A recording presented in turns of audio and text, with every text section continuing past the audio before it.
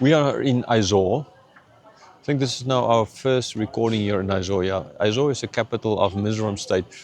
It's high here, mountains everywhere. The city is very interesting. You on the camera you're not going to see how the houses come down. It looks flatter as it is, but it's higher. For me, with all my fears of height, this is not the best place, but I'll try my best to stand here and do this recording. Okay, so Exodus chapter 15, verse 1. Then Moses and the people of Israel sang the song to the Lord, saying, I will sing to the Lord, for he has triumphed gloriously. The horse and the rider, his rider, he has thrown into the sea. So yes, this chapter, most of the chapter, not the whole chapter, most of the chapter is a hymn.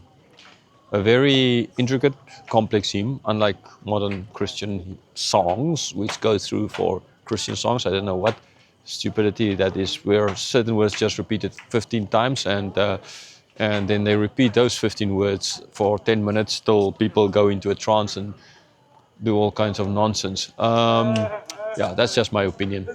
Anyhow, but yes, this song is not like this. This is a historical retelling in song of what God did for them.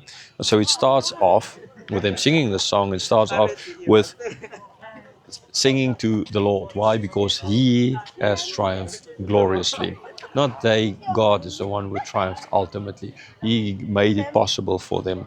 And how did it, and with what did they start? Not off with the parting of the sea and they're going through, but starting off with the horse and the rider that was thrown into the sea. In other words, the destruction ultimately of Pharaoh's army. So it's interesting, you might have imagined that they would start this song in a way of speaking about the parting of the sea. It's like, wow, look at this, the sea opening up, parting, and we can just kind of walk through. But no, they started off with the horse and the rider, the destruction of Pharaoh's army, ultimately. Verse 2, the Lord is my strength and my song, and he has become my salvation. This is my God, and I will praise him, my father's God, and I will exalt him. So the strength follows the overthrowing or the throwing of the horse and the rider into the sea.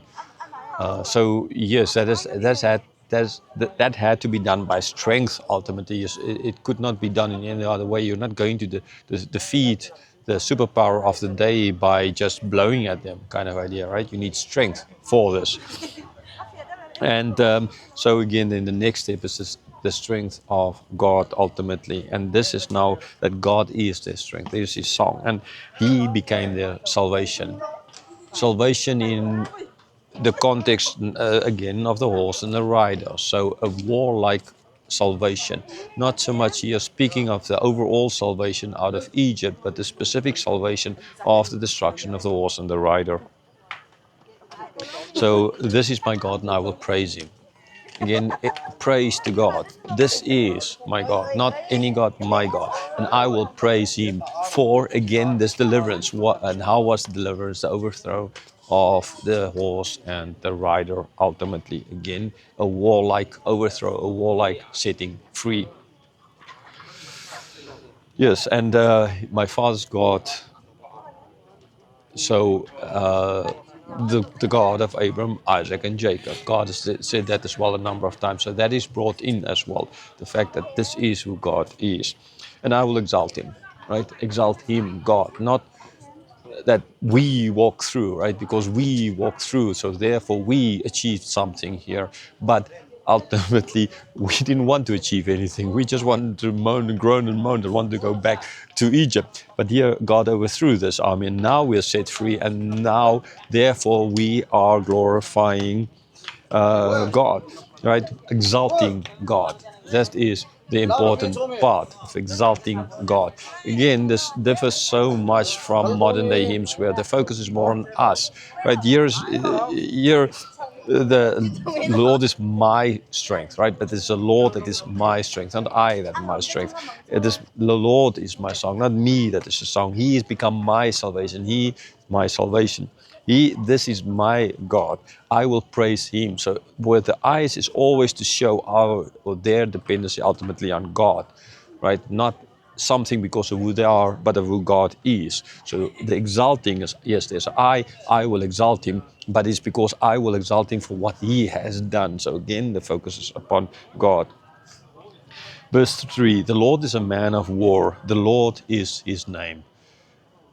Well, again, this follows because they started off with the main important part of destruction of Pharaoh and his armies, because now they're free. And it was not so much a sea that they're focusing on, they're focusing on the destruction of Pharaoh and his armies. So the Lord's a man of war. The Lord is name, Yahweh, right? The covenant name, ultimately, again, of God. That name is how God brought him forth. So there's a focus on what is his name. So therefore, as well, this verse is put in, or these words is put in, the Lord is his name, Yahweh, right? That is his name. It's not another God. It's the Lord of my father, our fathers, and now the Lord, Yahweh, the covenant God.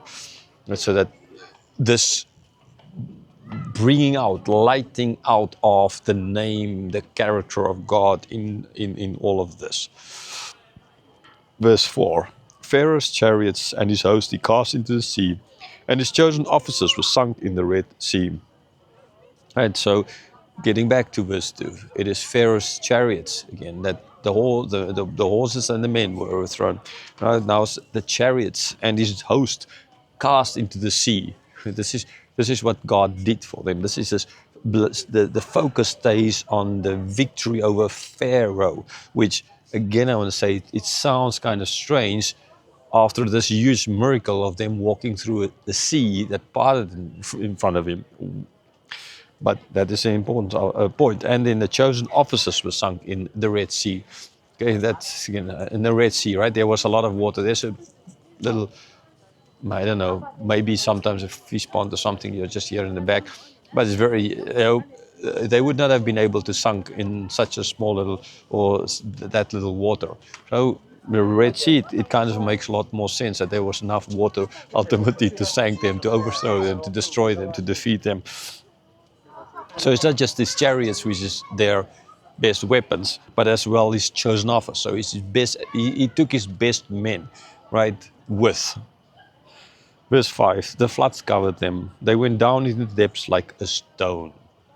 Okay, so the floods covered them. They went down like a stone. I mean, if you throw a rock here, well, if you jump over here, well, I won't survive. A rock most likely will survive, but the rock is already dead, so no problem there. But anyhow, the thing about pew, it's yeah, it's higher, right? So the same. When we know that throwing a rock into water, and how it will sink. The rock is not going to stay on top. Okay, except if it's now from a volcanic rock, right? And they're lighter than water and they can actually float. But we're speaking of a rock here that's just going to basically sink into the sea. And that is how there was not a question of them trying to swim and get up or something. They just like sunk. That's that. So again, it shows the finality of it all. Verse 6. Your right hand, O Lord, glorious in power. Your right hand, O Lord, shatters the enemy. Right, strong arm. Now I know not everybody is right, so now I guess people like they like to try and have different versions of the Bible for different groups of people. Okay, so if it's for women, then it will speak of daughters, and if it's for the normal version, it speak of sons. If it's like for left-handed people, it will say not the left hand is a strong hand, but the right. I mean the right hand, the left hand is. Yeah, I mean I'm kind of laughing at this, but it's actually they actually do it, and it's actually totally absurd. Right? You don't change the words, just do it, because we understand, right? Right hand, it's not the strongest hand for every person on this planet. There are countries like China in the past where being left was forbidden. And so, I mean, I remember even as children growing up before that, just the generation before us, if you were left-handed, you would get hit on your hand, kind of idea. You were forced to be right-handed.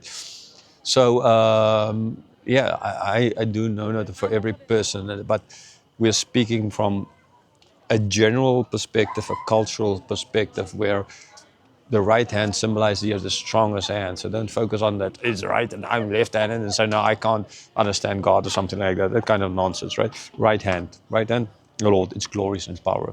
This is strength, the strong arm. He, with his strength, that's just all it symbolizes. His strength, he shattered them.